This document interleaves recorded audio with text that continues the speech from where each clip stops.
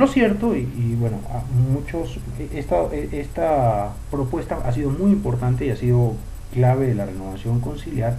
pero es un asunto que todavía está en debate. No tanto en debate por la propuesta fundamental de Lubac, que es casi unánimemente aceptada y que de hecho ya ha sido consagrada como tal por el magisterio de la Iglesia. De hecho, sabemos que el Concilio Vaticano II dice: el fin del hombre es uno solo, perdón, voy a redactarlo mejor porque justo aquí está el problema. El fin último del ser humano es uno solo y es sobrenatural. Pero y en eso no hay duda, y también que no tiene sentido esa separación extrinsecista entre naturaleza y gracia. Más bien hoy entendemos nosotros hablar mucho de esa experiencia más bien de síntesis. Y eso, un paréntesis que me había olvidado, otro de los grandes aportes de Lubac que le permite llegar a esto es que esa perspectiva tan cercana a nosotros del et, del i en vez de lo, y de la síntesis, es una que desarrolla ampliamente de Lubac, y es una de las claves también de aproximación a este tema de la naturaleza y la gracia. Contra el o, opositivo, de Lubac proviene siempre el i asociativo, ¿no? Sí, una repasadita que pueden hacer a las antinomias que aparecen en el libro Una espiritualidad para nuestro tiempo. Está esta clave de síntesis reconciliadora. Él no la llama reconciliadora, ¿no? Pero la clave de síntesis, que él dice que es lo propio del católico, mientras que él señala que el o, la oposición, es lo que genera las herejías, cuando uno de los dos extremos se acentúa en prejuicio del otro. Entonces, por eso Cristo es Dios y hombre. Si yo digo o Dios o hombre, caigo en herejía, ¿no? La iglesia es humana y divina, visible e invisible, y así etcétera con los diferentes aspectos.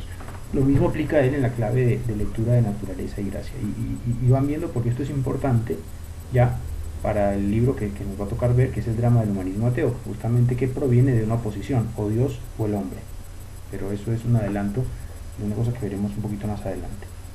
Entonces,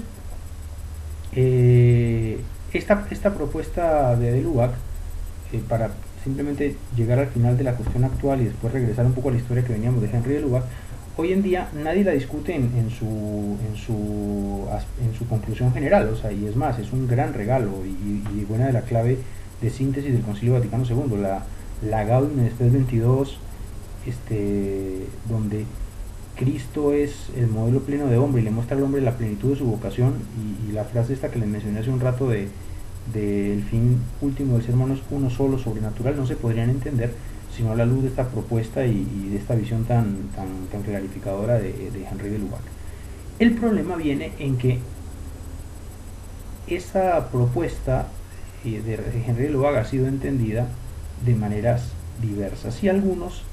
se han ido al extremo más radical. Eso es una cosa relativamente nueva, pero algunos se han ido a un extremo muy radical que elimina uno de los dos principios que fueron importantes para de Lubac. Hay un principio que ustedes lo conocen, es el principio muy tradicional en el tomismo, que Maritain lo retoma, que es distinguir para unir. La importancia en la tradición tomista de distinguir los conceptos para poder unirlos. De Lubac asume ese principio y propone otro que es el inverso: unir para poder distinguir. Él aplica ese unir para poder distinguir a la relación entre naturaleza y gracia. Yo necesito que estén unidas para poder distinguirlas. Y hasta ahí vamos bien. El problema es que algunos han tomado esta postura de Lubac y se han ido al extremo de olvidar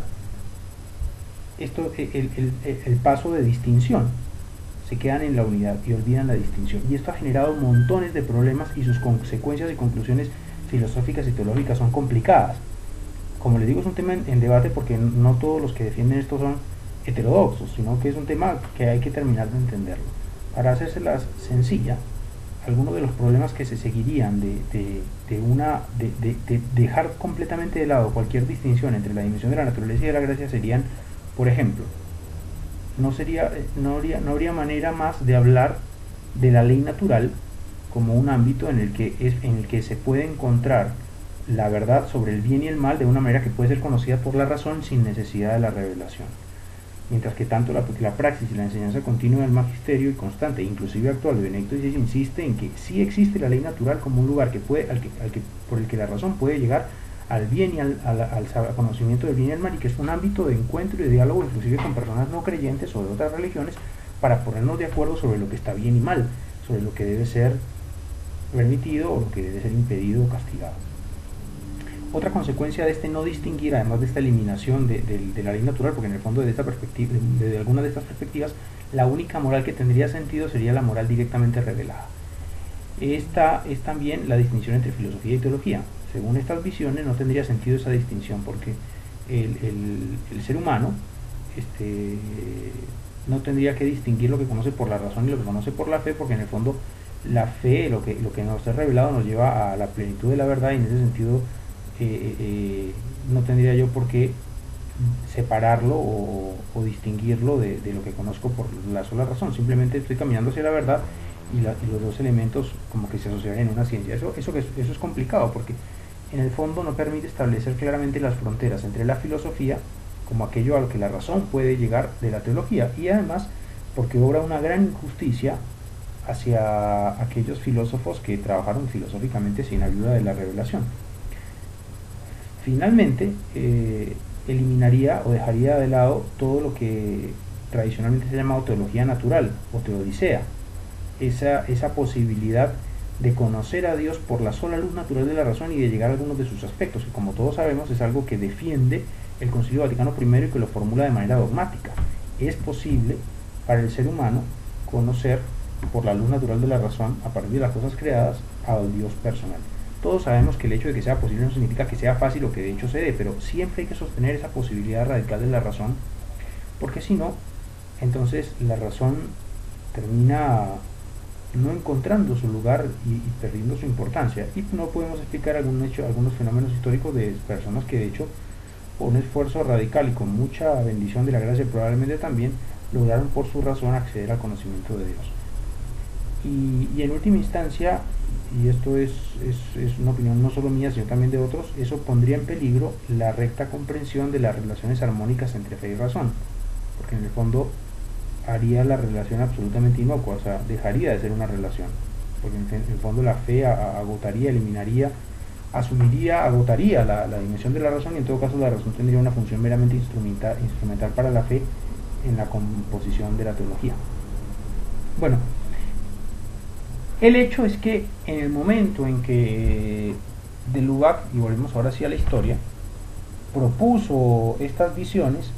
sonaron algunos muy similares a las visiones del modernismo, con esa necesidad de responder a los tiempos nuevos, con ese esfuerzo, digamos,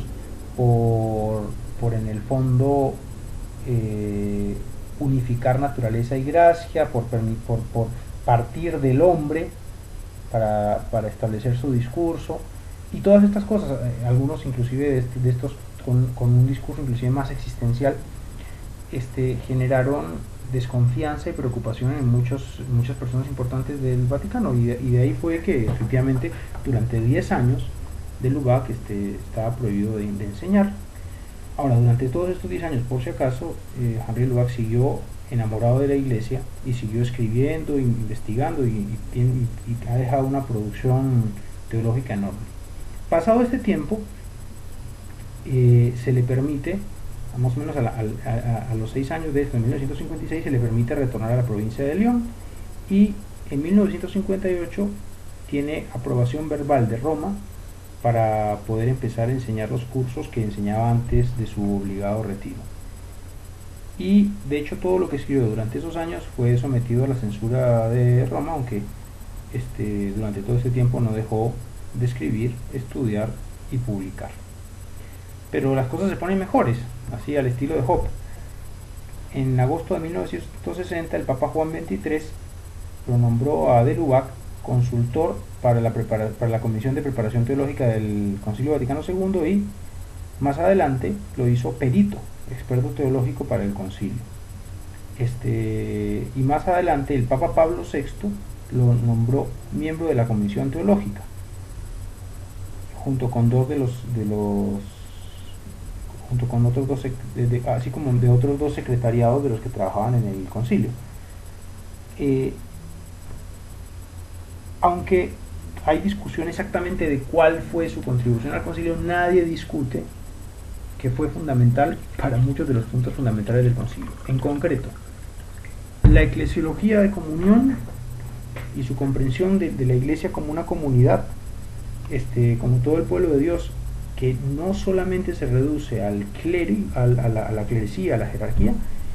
es reconocida, no solamente a él, pero entre otros se le reconoce ese aporte y esa insistencia de Lubac. Entonces, y en ese sentido su influencia en la Lumen Gentium es reconocida, y también es muy reconocida, según el tema que hablamos del surnaturel, su influencia también en la Gaudium et Spes. Unos detallitos más acerca de más también así anecdóticos de la historia de Lubac. Él tiene un libro donde defiende a otro de los que había sido colocado en este concurso, en este conjunto de la Nouvelle Théologie, y es Pierre Teilhard de Chardin, que había sido amigo y compañero suyo, o sea, compañero jesuita suyo, y que murió en 1955. De hecho, las ideas de Teilhard de Chardin han influenciado a muchos teólogos de este grupo de la llamada Nouvelle Théologie, y son ideas muy complicadas que han tenido que no han sido bien acogidas en Roma, y de hecho no han sido acogidas por muchos teólogos, aunque ciertamente alguna vez Benedicto XVI lo ha citado a Teilhard de Chardin, y hay recientemente algunas aproximaciones benévolas que tratan de rescatar elementos positivos de la propuesta de Teilhard de Chardin, pero como les decía, Jean Henry escribió un libro, Henry de Lubac escribió un libro defendiéndolo, y sabemos que eso no es poco común entre los jesuitas. También el libro famoso que es muy interesante de leer, el de Génesis, Estructura y Crisis de la Modernidad, al final del libro, el autor Valverde termina proponiendo a Teilhard de Chardin como uno de los caminos para la renovación teológica que se necesita en nuestro tiempo. Yo personalmente no he leído a Teilhard de Chardin, habrá en algún momento que estudiarlo y leerlo para tener una opinión más informada.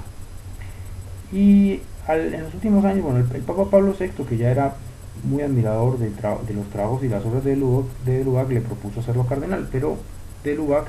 no quiso, y no quiso fundamentalmente porque eso implicaba que fuera ordenado obispo, y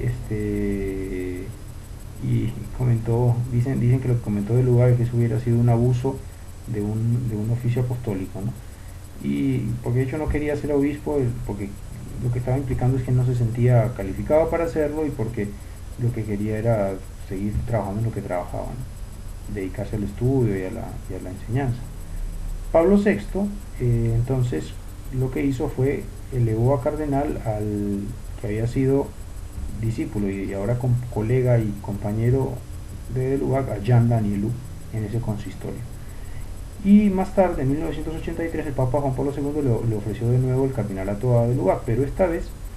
con una dispensación de ser del ser consagrado obispo, y así de Lubac aceptó y se convirtió en el primer cardenal que después de 1962 había sido creado cardenal sin haber sido ordenado obispo previamente. Y de hecho así falleció de Lubac como cardenal de la Iglesia Católica. Son muchas sus obras, no me interesa mencionarlas todas, ya mencioné algunas de las más importantes y no voy a detenerme en ellas, ¿no? Alguna que valdría la pena en algún momento estudiar es una breve catequesis sobre la naturaleza y la gracia, que es una especie de resumen sobre el tema del surnaturel, que creo que, como les digo, valdría la pena en algún momento que lo podamos estudiar.